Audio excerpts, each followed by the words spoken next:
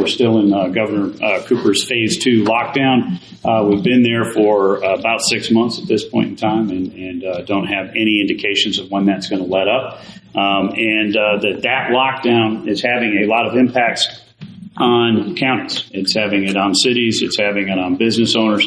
And so there's a lot going on. But the governor has not come out to talk to people. He's not had meetings with law enforcement. He's not had meetings with school officials. The CDC has said that kids need to be in school. The teachers union has said that they're not. And guess what? We're not, right? And we're not following CDC guidelines on protecting our most vulnerable at nursing homes, which is where we've had most of our clusters. And so we're failing to protect our most vulnerable, and at the same time, we are locking down everybody who's healthy. So we want to have that conversation here in Alamance County in Burlington, and appreciate you all coming out. So just kind of let's roll around the table and kind of talk about what you see and how this has affected you. And then a second round of questions we'll have is if you had a chance to talk to the governor, what would be the message that you'd deliver to him? So let's start with you, Amy. Great. Well, thank you. Thank you for having us today. I'm Amy Gailey. I'm chair of the Alamance County Board of Commissioners. And just in the last week, I've talked to 2 moms who have had to quit work or make huge alterations in their work schedule because they have to be at home to supervise their children while they're doing their school online. I think that is a reverberating consequence through our economy, that families have to make a decision who's going to be at home with the children while they're doing their online learning, since the public school system in many places has had to elect to do online instruction only. And it means that, long term they're going to have, if this continues, long-term cuts to their retirement plan, long-term detriment to their career path, long-term detriment to the economy. So that's a really big concern, I think, that we have in the community. I've also talked to quite a few business owners who are concerned about how they're going to pay their property taxes. And I've had to explain to them that as a county commissioner, we can set the property tax rate for everybody. We can raise it or we can lower it for everybody, but we can't offer any kind of property tax relief. But people are really concerned. How am I going to pay my bills? How am I going to meet the obligations to my family? I also heard this week from someone who has not been able to get unemployment payments, still all of these months later.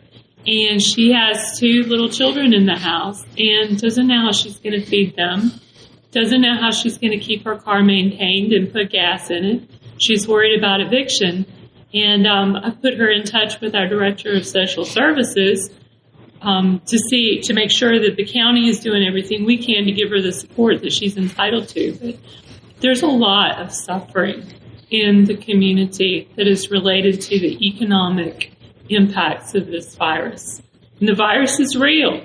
People are getting sick. People have passed away. We've had 42 people in Alamance County pass away. 31 of those were related to a long-term care facility, which was not, early on, I think that we saw a lack of leadership from Raleigh in implementing the things in nursing homes that would keep those residents safe. So there's a lot of concerns. We would like to see the governor more engaged with local government. I have very, very rarely, if ever, been in direct contact with the governor's office. There was one situation that we had in Alamance County in which I did end up speaking with somebody from the governor's staff. But other than that, as far as considering it as a partnership or considering us as having any kind of valuable feedback or insight into the virus situation, there's none of that. There's no discussion. There's only mandate from Raleigh. Thank you. I'm Steve Ross. I represent District 63, North Carolina House.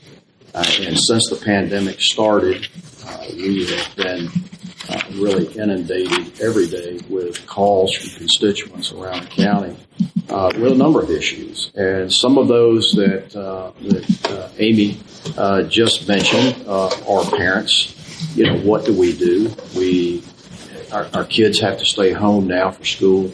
We don't know what to do. We've tried to call the governor's office. You get a recording. Nobody calls you back. We're looking for direction. And the same thing holds true for business. Business in North Carolina has suffered a great deal, especially small business. Really, it's businesses of all sizes, but let's talk about small business just a minute. When COVID started and the governor started locking things down, we knew right away that small business, which it's kind of hard in normal times to stay above and stay in the green, we knew they were going to have a hard time. And so, as a General Assembly, we made some arrangements for some legislation to provide some bridge loans for small business. The problem that we're running into now is the governor continues with his mandates over and over, and business is looking for direction. So they call, they get a recording, and no one calls them back. So we talk to them every day. We try to intercede. We talk with the Department of Commerce, our contacts there, trying to help people with unemployment claims, and trying to direct businesses where the resources are for some of these bridge loans. I have had friends that personally had businesses that have had to close. They held on as long as they could. The governor kept saying, well, we're going to go 2 more weeks, or we're going to go 3 more weeks. And I had one business tell me, well, I think I can make it 3 more weeks. But then when he came back out and said another 5 weeks, they closed and they won't reopen. So that's just one example of a business that's gone in North Carolina because of this mandate. And I think the other issue with that is this particular business said, why am I being singled out and picked on? You can go over to, say, Lowe's, for example, and it's like the Friday sale after Thanksgiving every day. Yeah. People everywhere, crowds. And my business is very small. And I'm singled out, and now I've had to close. I lost my life savings, in operating this business. So these are the real life stories that we have to deal with every day, all day long. People calling, they can't get their unemployment. They're trying to figure out what to do as far as their business is concerned. Can they make it? What do they do with their kids now that the kids have to stay home and they can't work? And these are issues that North Carolina's hurting right now from these issues. And, the unfortunate part is we tried as a legislature to override some of these mandates from the governor. And immediately they came back and vetoed the legislation that we put forth to try to help business. And we were unable to override the veto because the governor has control of his party and they all vote exactly like he tells them to vote. So that's where we are. We're hoping for, something to break as far as the virus is concerned. I think the businesses that are still hanging on are hoping for some sort of a vaccine that will come out, and sooner than later, I hope. But that's kind of where we are right now in North Carolina. Thank you. Steve? I'm Daryl Laws, owned Body Unlimited, which is a training facility that's been in Burlington for the last 22 years.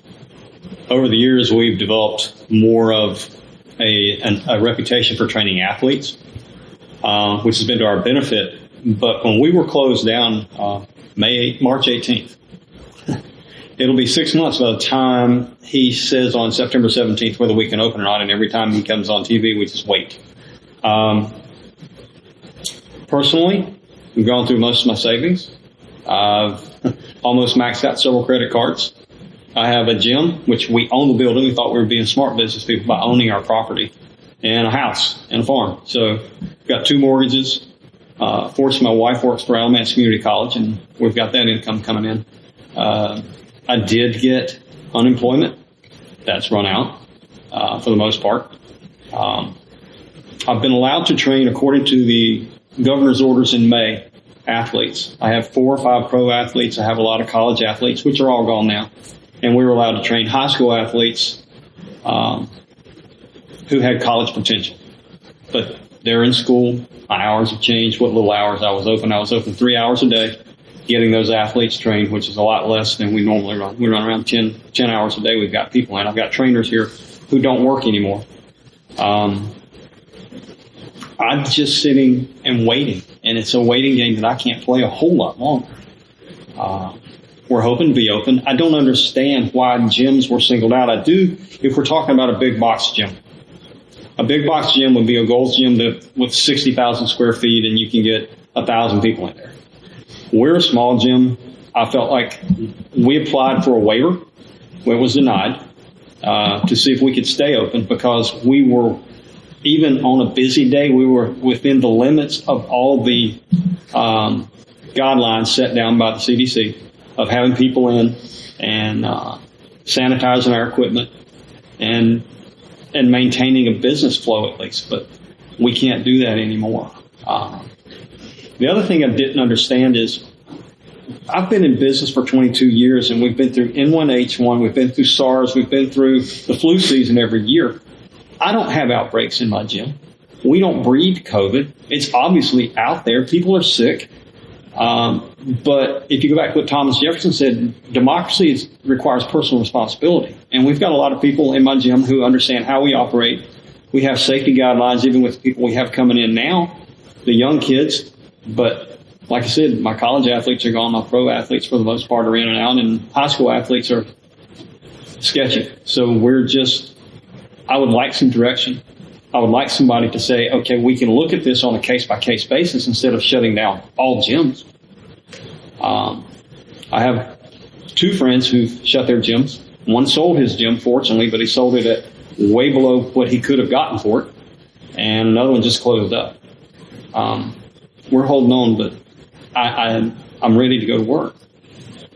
We've been productive for 22 years. Let me go back to work. Sheriff? My name's Terry Johnson. I'm Sheriff of Alamance County. And there's several problems that I have encountered as the chief law enforcement officer in the county with some of Governor Cooper's rules. First of all, in a lot of his executive orders, some of them contradicted themselves, which put us in a very bad situation. Then I was asked to serve a summons or a citation on a business here, which, is the man's lifeline, a Speedway, but you got to turn on TV and the governor's marching with 3,500 demonstrators, elbow to elbow, and no mask. How do you explain to that business owner, hey, we can't let you have this. We can't let you. And I'll be honest with you, I refuse to do that because that man's lifeline's been cut. He's suffering right now unbelievably. Around the county, we got businesses that's been here for years that's having to fold. And there is a way. If the governor can march with 3,500, 4,000 protesters, elbow to elbow, man, why can't our businesses make a living to feed their children and their family? That concerns me greatly. Secondly, during this period of time, we called the governor's office to ask for clarification in some of his executive orders. I have yet to get a call back on some of the questions that our county attorney had and we had. So it put me in a bad position. And sure, and I'll be honest with you, I'm going to do what I think is right for the people of this county. And that's what I've tried to do. And I'm very concerned that there may even be some politics attached to what's going on in our state right now. And that's wrong because people are suffering. Could not agree more. Absolutely. I'm Dave Carter. I'm one of the pastors here at Baptist Temple, and we've been here for 44 years. And I think what makes a church unique, and everybody around the table has sort of touched on it a little bit, but a church is sort of like a grand central station of the community. When new people move into the church, they usually entrust the pastor, someone like me, hey, where do I go to get my car fixed? Where's a good gym to go to? A good dentist? And you sort of connect the dots and bridge people into the community. And in a church, you have all type of political affiliates. You have all type of businesses and jobs, from private and small business ownership to school teachers to law enforcement. And we have all that here. And, some of the concerns have been what has been mentioned around the table. Is the governor just so disconnected that he doesn't understand what the people out here in the community trying to scratch out a living using that old term or pursuing the American dream? Is he just not, understanding of where those people are coming from? When most people I know, the couples my age or younger, they operate on a dual income. As Daryl mentioned, your spouse has to work. And my wife took a job 2 weeks before the COVID hit, and at a salon of all places. And so immediately we found ourselves cut down to one income and not a substantial savings account put back. We have 2 kids, one with a lot of medical issues. And so we were sitting there, every night, like, what's going on? How are we going to get through this? And why doesn't the governor offer some kind of help? My wife did get unemployment. It took a long time, but it was a short stint and only lasted for a little while, and she's not drawing that currently. But as I talk to people in the church, and I was on the phone with a teacher this morning, I have school teachers in my family. I have small business people that have contacted me. And we also run a child care learning center here, which coincidentally, they contacted us when this started and said, are you going to stay open? And we said, well, we would like to. And they said, please stay open. So I found that interesting that, at that time period, they wanted to close certain businesses, but wanted us to stay open. And of course, they gave us some guidelines and procedures from the health department and to follow. And we've done that. And we saw a substantial loss in our child care capacity. It went down to about a third, and that third was pretty much first responders and essential workers who needed a job. But now, as we've seen things sort of change a little bit back to, I hate to use the word normal, but in some people's mindset, a little bit more back to normal, as one of the 2 parents have gotten their job back, or as the school system has decided that how they're going to integrate the kids back into school. We've seen a few people come back and say, hey, we need child care. But as Ms. Gailey mentioned, one of the biggest issues that we're getting calls on at the child care center currently is we don't know how to handle the school situation. It makes no sense. My husband is a police officer, or my wife's a nurse, and we have a first grader. They're not going to stare at a computer screen for 6 hours unless we're there. And I don't want them staring at a computer screen for 6 hours. But we need a place for childcare. And we're just up to K4. And so what's happening is there's a vacuum where people have, say, first graders through sixth graders. And one or both parents have a job, and they don't know what to do with these children. They can't leave them at home unattended. They've got to be there. If they're there, they're shooting themselves in the foot, because automatically they're going to lose half of their income. And not everyone has the liberty to work from home. And so I'm fielding a lot of calls about those type of scenarios, and particularly, like was mentioned, the big box stores. Why can my wife's salon, when it was closed, why could it not be open? But you could drive down the street in multiple places where hundreds, if not thousands, were going in and out every hour. And a smaller business like Mr. Law's or my wife's salon, you would think that there are more precautions, in my opinion, taken at those places, as he alluded to, than, say, a big box place.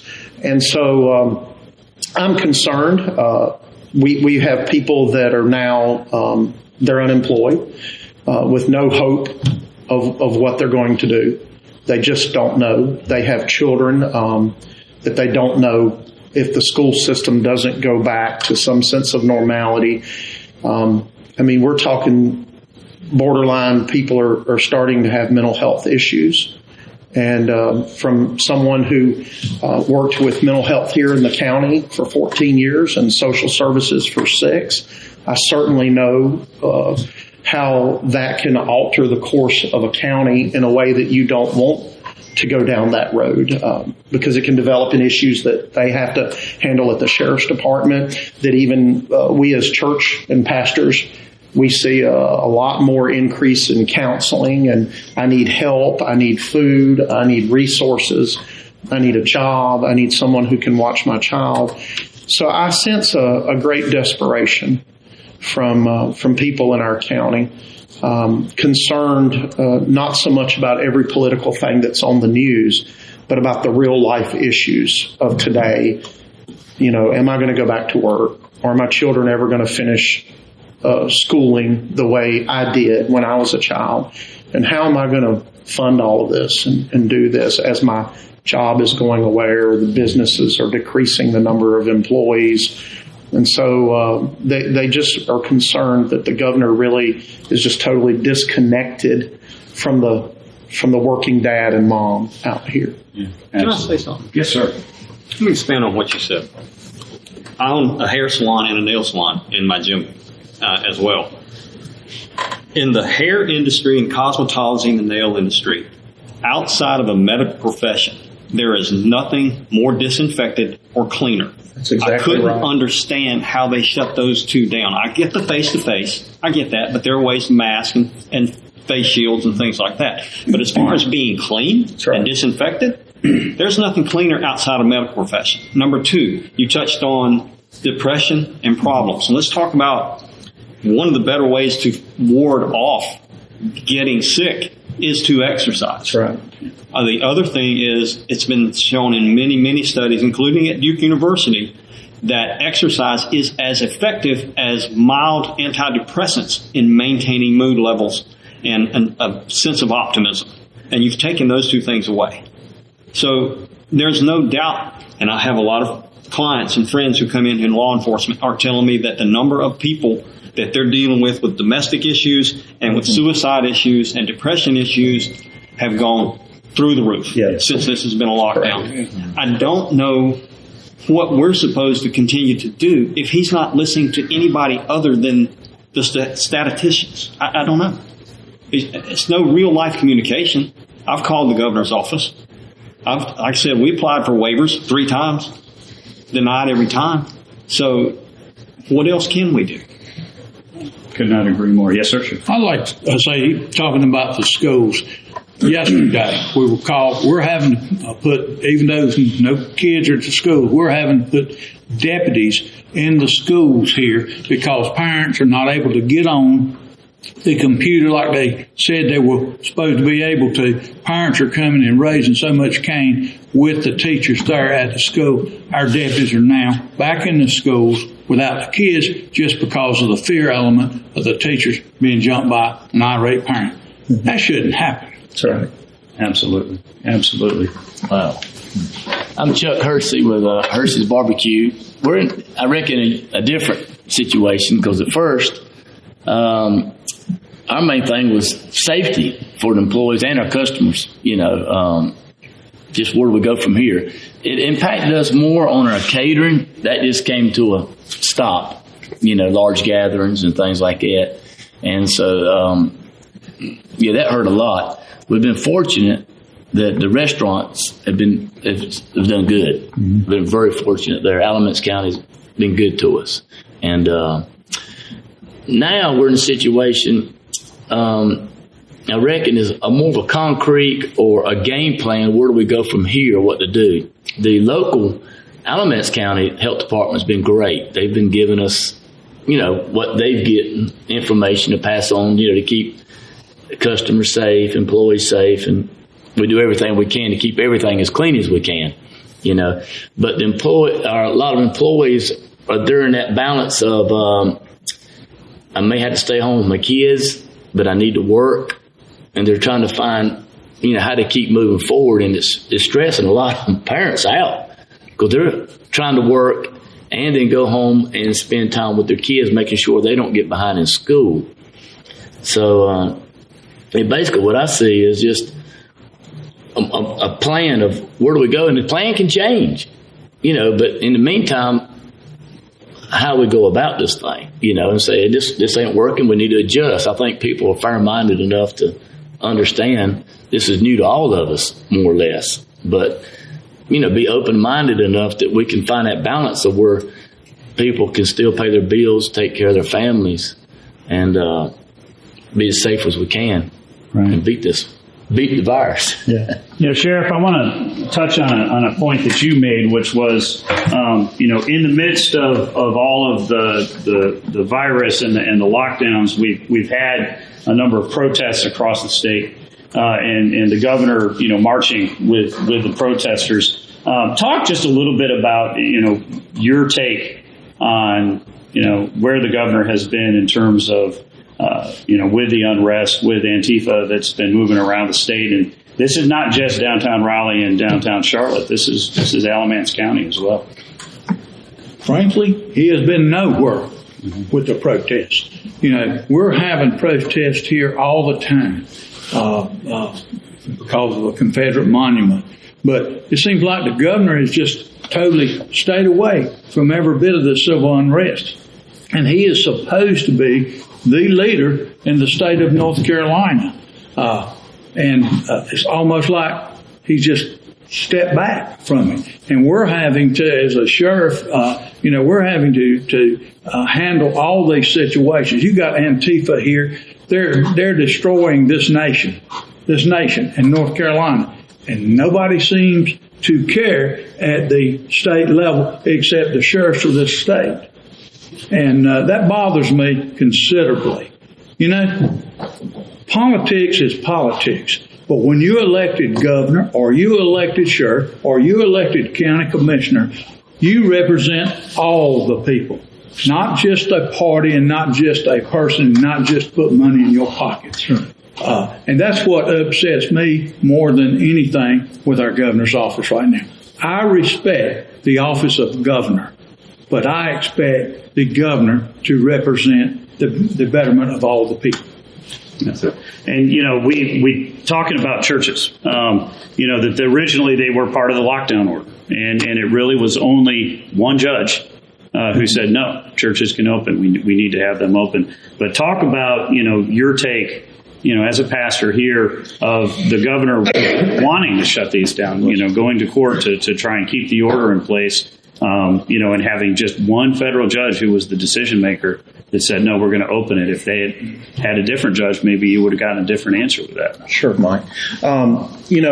We know our rights as religious leaders. We knew, based on the Constitution, that they could not keep us from meeting, period. But with that being said, sometimes when you're in the position of leadership, it's sometimes better to err on the side of caution. You have a diverse group of people. You have young people, elderly people. You have people that in the church and law enforcement, and some hold different offices in the county. And so you don't want to look too extreme one way or the other, but at the same time, you don't want to ride the middle of the road. You want to do what's right. So we opted to go to the parking lot. The weather was conducive at that time. It wasn't 90 degrees. But you're talking, I have a newfound respect for anybody that's ever traveled and done a road show, because it turned into an every weekend road show. Some churches just stood on the stoop of their church with a microphone, but our parking lot is a little distance from the building. So we would have to take a lot of this equipment and sound equipment and go out there and make it as inviting and open as we could. And to our surprise, we saw where a lot of churches may saw a decrease. We saw an increase in attendance. A lot of churches might have suffered in their offerings. Ours actually went up. So I felt like it was the right choice at the right time. And a lot of our elderly felt comfortable with being in their car and not having, close contact with someone. But during that time, we had pastors calling us, hey, what are you guys going to do? What are you going to do? We're getting pressured to not have church. We're getting pressured this way or that way. It was brought to my attention. A lot of pastors were bringing a lawsuit against the governor. Mm-hmm. I actually spoke on a local radio station here about that at one point, and they asked if we were going to do that. And I said, no, not at this time. But I believe the responsibility of the church is to help in any capacity where people are not getting help from everyday life. And obviously there's limits. You can't just pass out money. You can't just meet every need, but you try your best to show them that you're here when no one else is here. And if I've heard this once, I've heard it 100 times. We're so glad that we come to church. It's the only place that we feel normal. And I hear that almost every Sunday. It's the only place I feel normal and can still see people and friends and can still feel like I'm in a safe environment. And as you guys may have noticed when you came in, we have several of our pews are roped off. So we do in every other pew situation, but we have someone that checks everyone in, thermometer checks. We tell them that masks are optional because they're already spread out. So if you're 10 feet away from someone, I don't see why you need to do both. We do take names and numbers, and we do that as an extra layer of precaution. That way, if, let's say, if he came to our service and called me on Tuesday and said, hey, I was diagnosed with COVID, then I know where he was sitting, and I can call everyone that was there at church and say we had one person, and if you were on the other side of the auditorium, nowhere in his reach, no need for you to quarantine yourself. So we found that has worked, but we spent 6 weeks in the parking lot, and it was difficult. We had to come out on Saturdays and do a lot of the work, the prep work, come in early Sunday morning, have a crew here, 3 or 4 hours before and 3 or 4 hours afterward. But it worked, and people were thankful. They were grateful. They didn't quite understand, once again, going back to the big box stores, they didn't understand why the governor allowed those places to be fully operational and functional, grocery stores, things of that nature. But yet a church, maybe could not do what those places were doing. And coincidentally, I believe the most current statistic, 66% of churches in America have yet to reopen. And many of those churches, and we've heard from people, they won't reopen. They just, their membership was so small that if typically this is the human mindset, if people don't go to church, they also don't usually give their tithes and offerings to God. And so if you miss a month or two, most churches are on an every week level of bills and income, just like a home is, then it's hard to come back from that. I do know one church, and maybe more, but I do know one reached out to us, did take some government assistance during that to pay salaries and wages. I was concerned about that, was asked if we were going to do it, and I said, not if we can help to. It's been my take that if you ever take anything from the government, who's to say 4, 10, 14 years later, they don't look back and say, you took money from us, so now we're going to say you're required to do this. And so we didn't want to be put into that pool of potential down the road hazards that could come. However, it would have been helpful. But it's been a hardship. It has. I would be dishonest if I said it hasn't. And we've tried to just continue to support people and help people with any issues. I've dealt with a lot of anger issues in this, one-on-one calls, and these are pillars of the community that wouldn't want anybody else to know their business, and they call and just say, I don't have anyone I can talk to about this. I need to vent. And just outright anger and frustration, resentment, bitterness, mental health issues.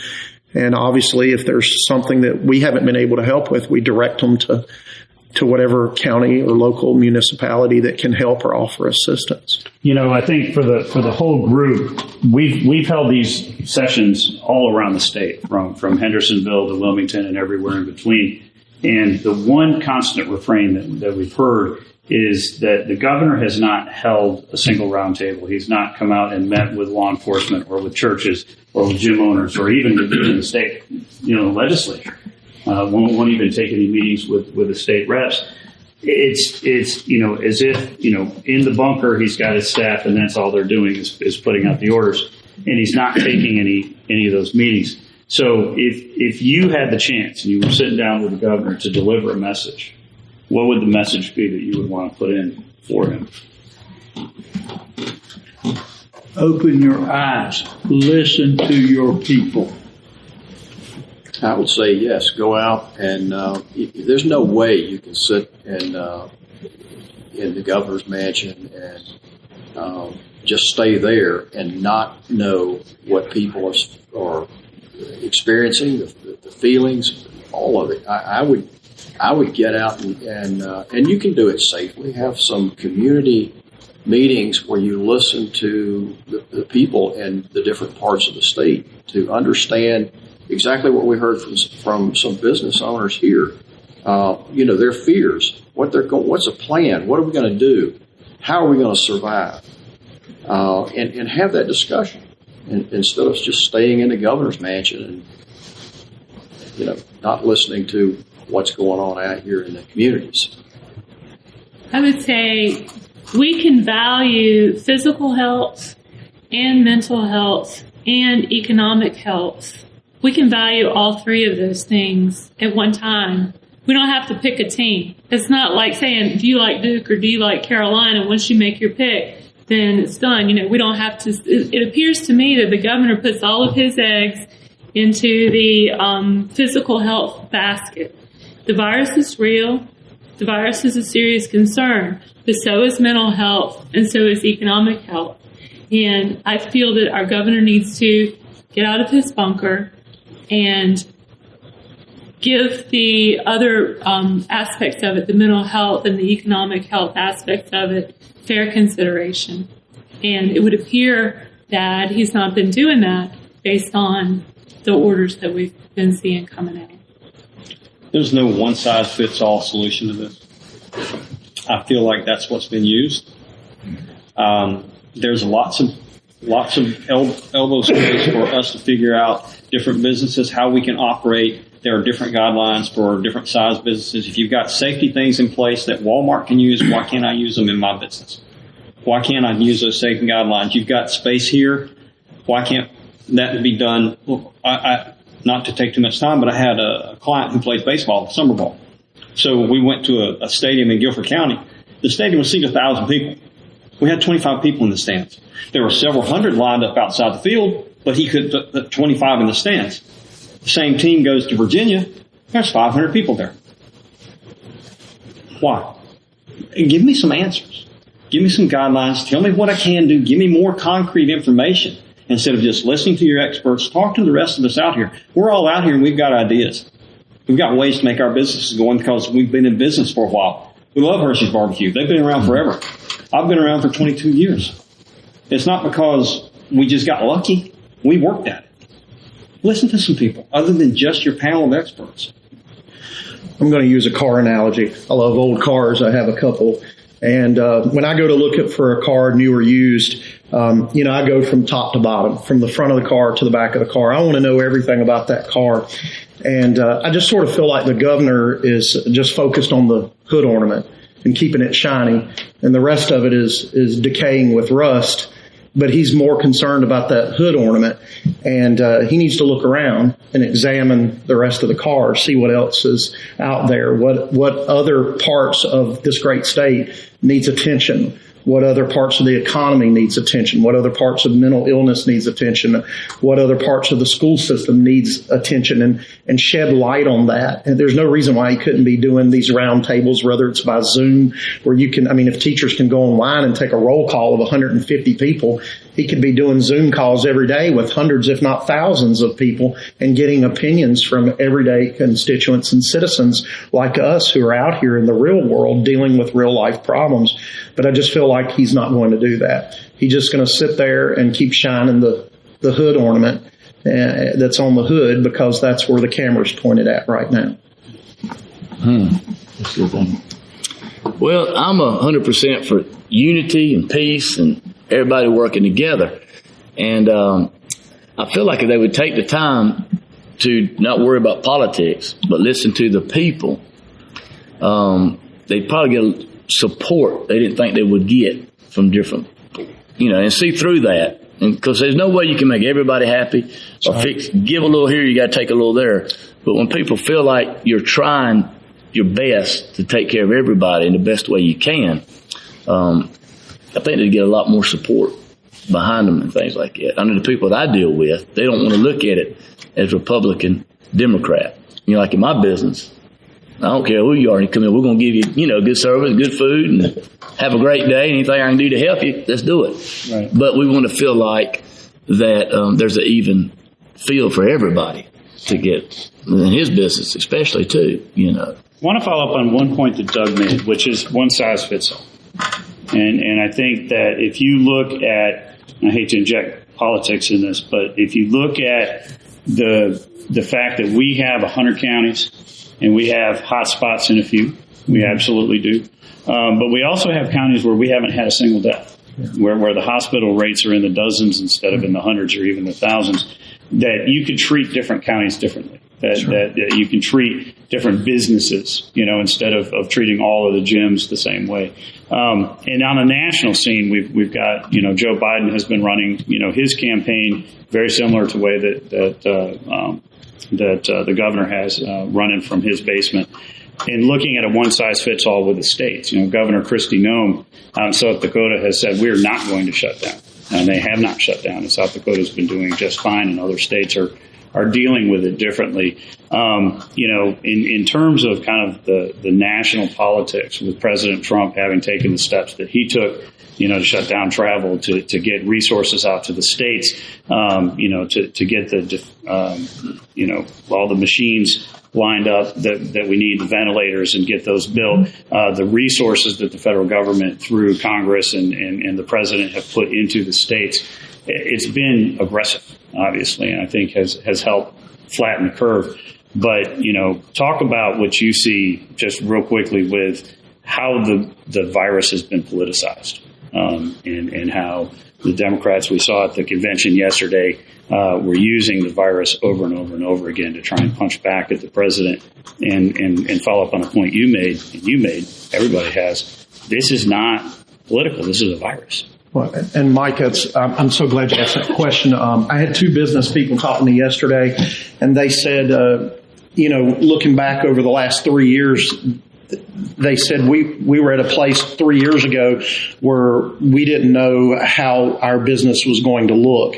And they said we never dreamed that we would have a president that could reduce and take away some restrictions that were unnecessary, parameters that were there on businesses that were sort of holding small businesses back from being able to grow, from being able to expand, and the tax rates and those things, which were huge to small businesses. And these owners said last night, they said, we've capitalized on that. We had momentum. We were the snowball going down the hill, and we couldn't see the bottom of the hill. It's looking really good. But they said, I'm scared to death of a Biden-Harris victory in November. They said, I think we'll see the restrictions come back. We'll see the tax rates come back. And, business owner whose business is less than a mile down the road here, he said, I think it'll just freeze businesses, and they'll just lock up. And he said, I don't know that I would be able under any other president if COVID had happened under another president.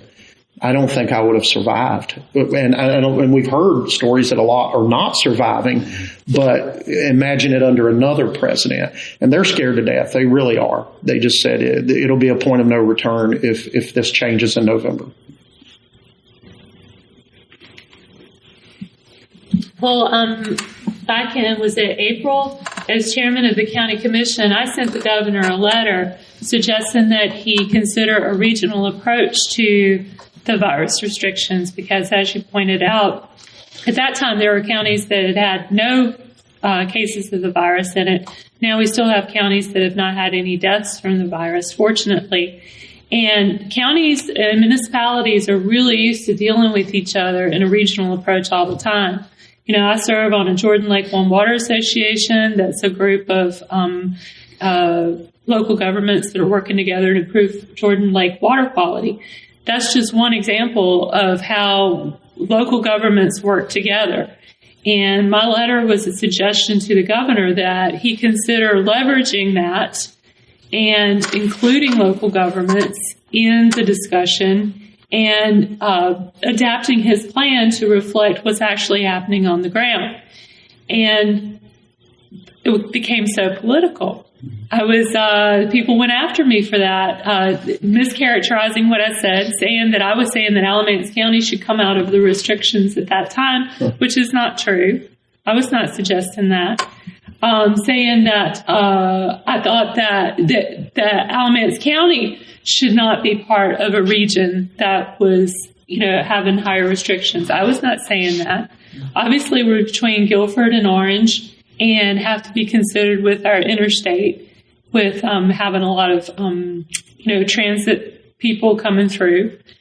So it was disappointing to me to see how quickly a regional plan suggestion for North Carolina became so political. When they did it in New York, they've done it since then, and I think in Virginia, they've adopted a regional plan. Other states have adopted that. And yet, when I suggested it, it became an attack on the governor and controversial, right, which it should not have been. We should be able to talk to each other about ways to move forward as a state in addressing the deep issues that the virus has brought without it becoming a party thing. I'll be honest with you. I've said all along that, the governor calling these press conferences, putting this stuff out was totally political to get his face out there more so than to look after the public. And that's just my personal feelings on that issue. And I've been around a long time. We're talking about human beings' lives. That's right.